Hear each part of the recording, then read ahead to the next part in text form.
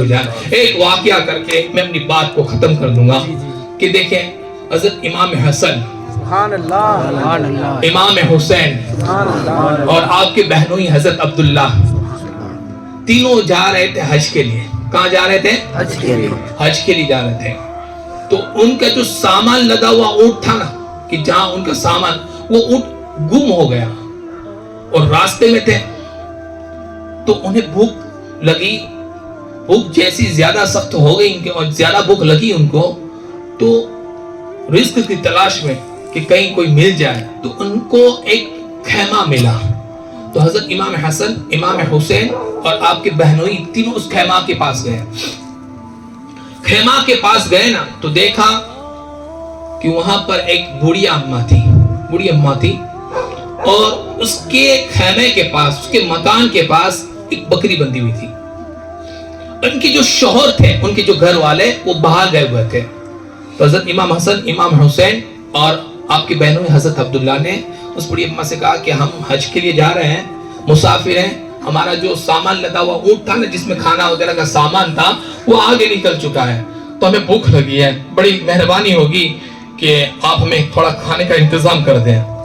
تو جو وہ بڑی اماں تھی نا، کہا ہاں یہ جو بکری ہے نا، بکری آپ لے لیں، اس کو ذبح کر دیں اور اس کا گوشت پکا کر ہم سب کھا لیتے ہیں. تو بکری ذبح کی گئی، اس کا گوشت پکایا گیا اور سب لوگوں نے مل کر کھایا. حضرت امام حسن نے کھایا، امام حسین نے کھایا اور آپ کی بہنوں نے کھایا، سب نے پیٹ بھر کر کھایا.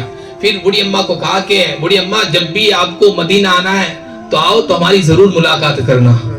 وہ چلے گئے.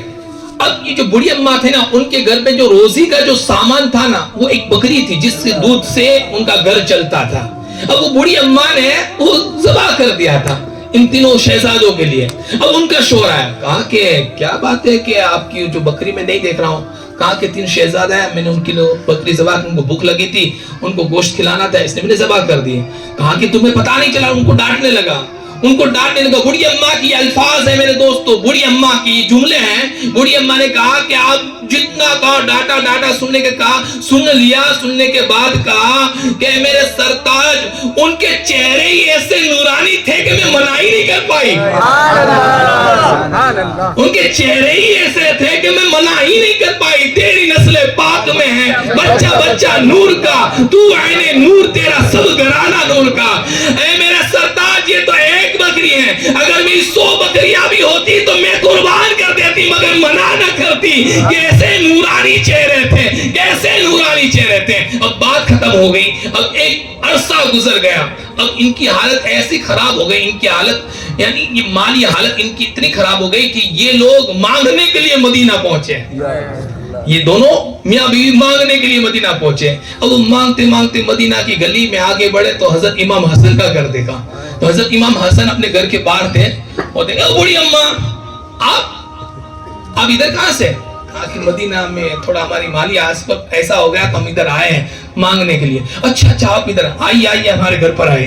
حضرت امام حسن رضی اللہ تعالیٰ عنہ بڑی اماں کو اپنے گھر لے گئے اور گھر لینے کے بعد بٹھایا، بیٹھو. خادموں کو کہا کہ ان کی خدمت کریں. پھر کہا کہ بڑی اماں، ہمیں یاد ہے آپ نے ہمارے لیے بکری ذبح کی تھی، ہم کو گوشت کھلایا تھا، ہم کو یاد ہے کہ آپ نے ہماری مہمان نوازی کی. خادم کو کہا کہ بڑی اماں نے ہمیں مصیبت کے وقت نا گوشت کھلایا تھا بکری کا، جاؤ ان کو 1000 بکریاں دے دو اور 1000 درہم دے دو.